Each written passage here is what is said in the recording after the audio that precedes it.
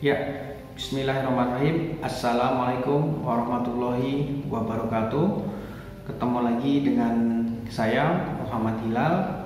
Pada kesempatan yang berbahagia ini saya akan mencoba untuk mendiskusikan atau menjelaskan pokok bahasan yang selanjutnya di bab 5, yaitu berjudul tentang perencanaan penyelenggaraan konvensi dan pameran. Next. Nah, hal yang harus dilakukan pertama untuk merencanakan penyelenggaraan konvensi ataupun pameran, itu hal yang harus dilakukan pertama adalah mengidentifikasi jenis kegiatan, ya. Jadi yang pertama, mengidentifikasi acara pertemuan perusahaan gitu ya, atau holding company. Lalu yang kedua adalah asosiasi atau organisasi meeting, dan yang selanjutnya mengidentifikasi jenis kegiatannya dari sisi geografisnya, ya. Apakah pertemuan atau pameran itu bertaraf lokal atau bertaraf regional atau bertaraf internasional. Nah, itu nantinya akan berpengaruh terhadap persiapan-persiapan yang selanjutnya, yang persiapan-persiapan yang lebih besar lagi. Jadi hal yang harus dilakukan untuk penyelenggaraan pameran ataupun event itu adalah mengidentifikasi kira-kira penyelenggaraan itu atau jenis kegiatannya itu apa saja gitu ya, seperti apa gitu ya. Nah, tadi sudah saya jelaskan ada 3 kategorinya untuk mengidentifikasi jenis kegiatan. Nah, lalu yang selanjutnya itu adalah mengidentifikasi jenis pertemuan yang lebih teknis lagi gitu ya. Nah, identifikasi data keperluan event gitu ya. Tentunya event satu dengan event yang lain itu berbeda. Saya kasih contoh perbandingan 2 event yang berbeda. 2 event seminar gitu ya, dengan penyelenggaraan event musik gitu ya. Nah, itu kan akan berbeda keperluan-keperluan yang harus dipersiapkan. Nah, yang selanjutnya identifikasi jenis pertemuan itu ya, yaitu identifikasi besar atau ukuran ataupun lama penyelenggaraan dan peserta event sendiri. Ya, dengan sederhananya saya kasih contoh peserta event gitu ya. Peserta event, jumlah peserta event itu kira-kira targetnya ada berapa? 500 kah atau 1000 kah atau lebih dari 1000 gitu ya.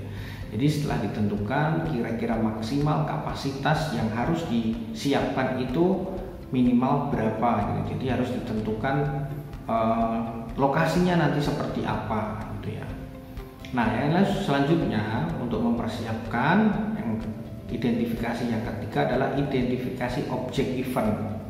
Jadi perencanaan event atau acara atau konvensi sebaiknya memahami latar belakang seluk-beluk dari suatu event yang akan ditandatangani sehingga dapat mengetahui sasaran apa yang diharapkan oleh pertemuan tersebut pada akhir penyelenggaraan. Jadi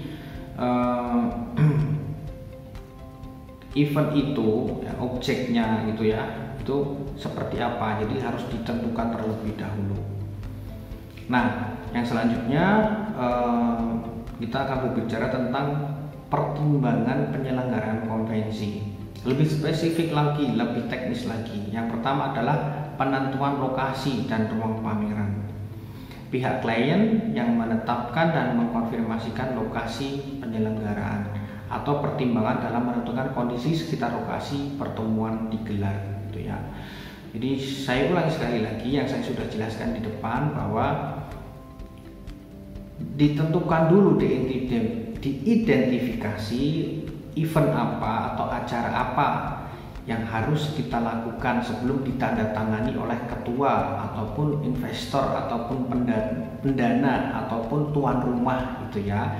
Nanti setelah event itu sudah ditentukan jenis eventnya seperti apa, objek eventnya seperti apa, lalu setelah itu kita harus menentukan tentang lokasi atau ruang pameran gitu ya. Lalu yang selanjutnya harus mempertimbangkan perlengkapan fasilitas konvensi. Ini juga paling penting gitu ya. Jenis pertemuannya seperti apa? Ataukah pertemuan seminar, ataukah pertemuan musik, ataukah pertemuan olahraga ataupun sebagainya gitu ya. Dan lamanya pertemuan itu atau acara itu tersebut seperti apa lamanya, seberapa lamanya gitu ya. Harus diskusikan dan dipersiapkan gitu ya. Lalu jumlah dan jenis dan jumlah perlengkapan atau equipment yang diperlukan gitu ya.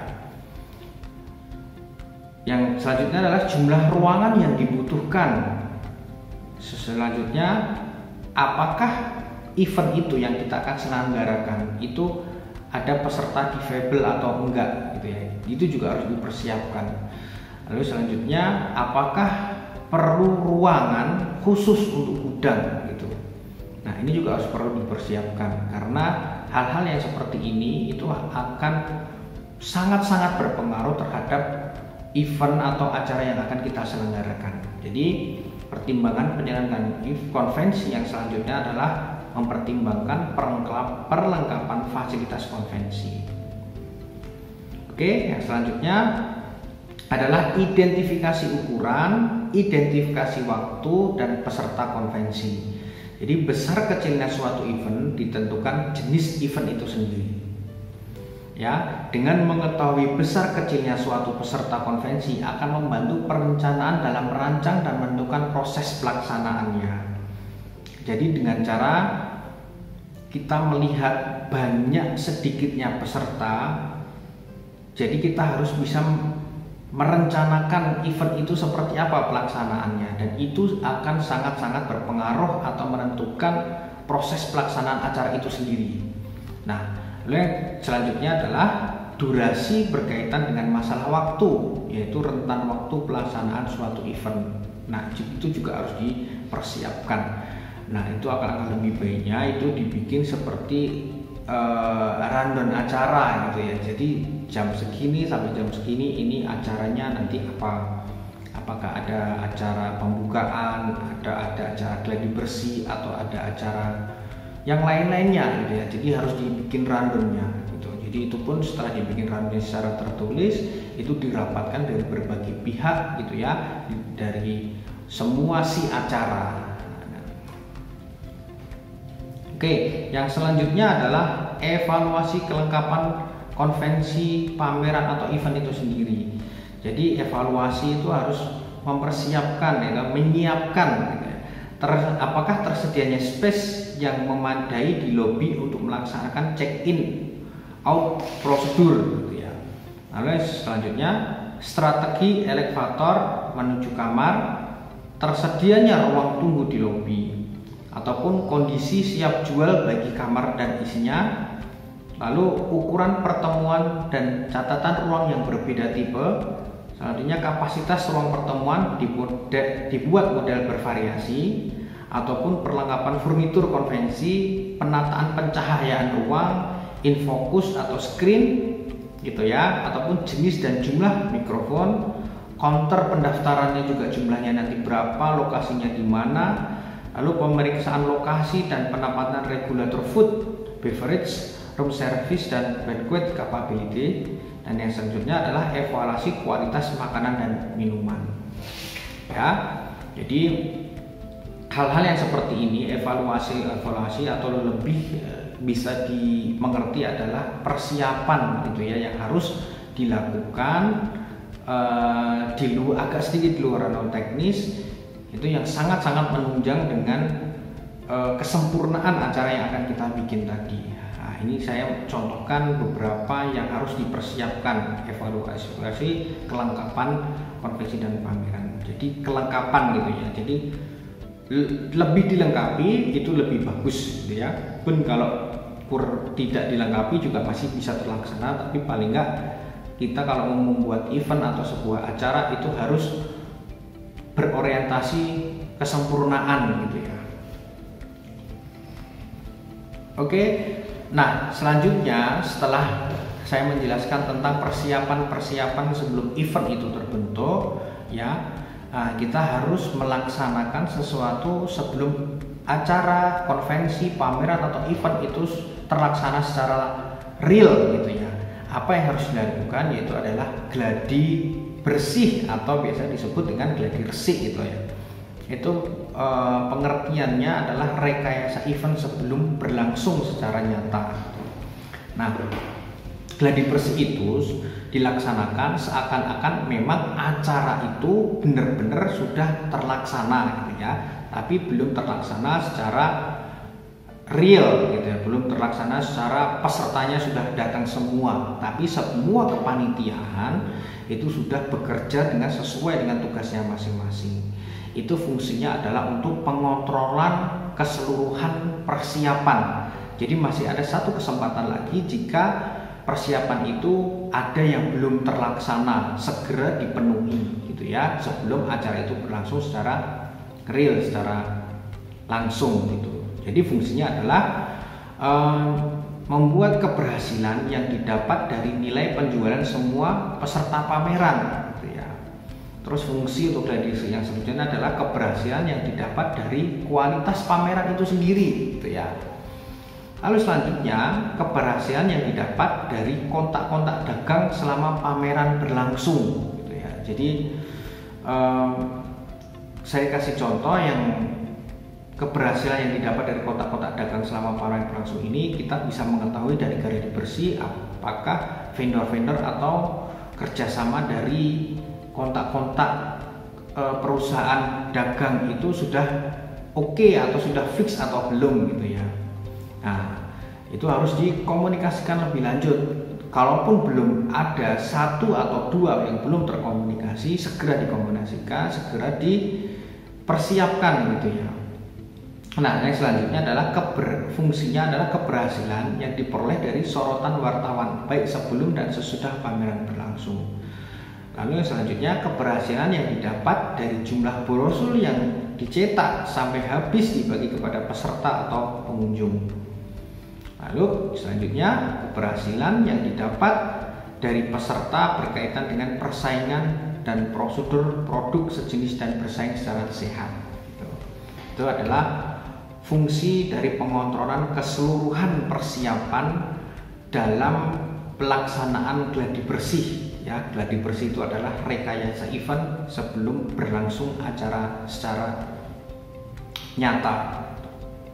Nah, yang selanjutnya adalah peranan arti koordinasi profesional konvensi dan pameran. Jadi saya bisa gambarkan bahwa ada 3 kotak penting gitu ya yang mempunyai panah ke kanan. Yang pertama adalah koordinasi ya. Koordinasi itu adalah mengkoordinasikan seluruh persiapan sebelum event itu mendekati berlangsung gitu ya. Dari penentuan jenis acara yang seperti apa, penentuan lokasinya seperti apa, kira-kira tempatnya, volumenya, jumlah peserta yang akan datang berapa gitu ya, dan lain-lainnya. Lalu yang selanjutnya adalah evaluasi lebih mendalam lagi. Apakah yang sudah dipersiapkan itu tadi sudah mencakup semua gitu ya. Setelah evaluasi kelengkapannya apakah kurang atau tidak. Lalu yang selanjutnya adalah kesuksesan. Jadi koordinasi itu merupakan implementasi dari semua operasional dan logistik event dari setiap bagian termasuk desain. Nah, oke. Yang selanjutnya adalah peranan arti koordinasi profesional konvensi dan pameran. Hal yang harus dilakukan itu harus menentukan ide event itu sendiri. Ya, ini saya sudah mencoba untuk apa sih yang harus dilakukan kalian atau beberapa orang gitu ya, atau IO, hal yang harus dilakukan minimal untuk membuat sebuah event konvensi atau pameran. Yang pertama adalah ide event itu sendiri. Lalu selanjutnya adalah setelah ide itu terbentuk, dituangkanlah semua ide itu ke dalam proposal rencana event atau proposal itu sendiri. Nah, lalu semua jika disampaikan atau disimpulkan di dalam sebuah proposal, lalu dilakukanlah adalah organisasi dan persiapan. Pengembangan kegiatan, persiapan dan batas waktu persiapan jadwal, penempatan venue, ruang pertemuan dan pameran. Yang ketiga, lalu yang keempat adalah penanganan atau persiapan venue. Venue itu adalah lokasi acara.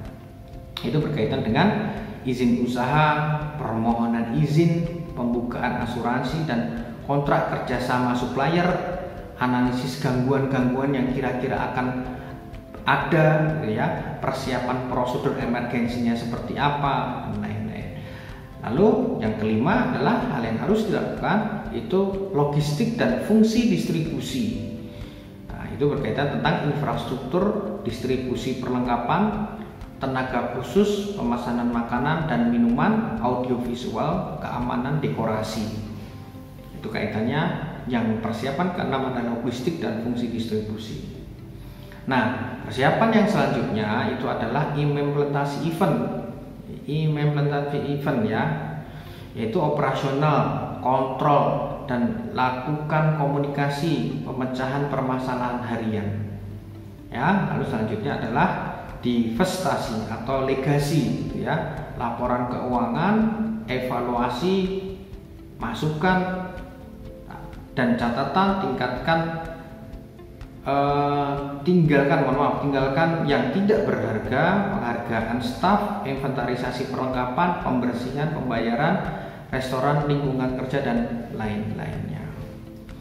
Nah, itu yang bisa saya jelaskan ke teman-teman semuanya tentang perencanaan penyelenggaraan konvensi, pameran ataupun event itu sendiri. Oke, sekian dari saya. Terima kasih. Mohon maaf jika ada salah kata.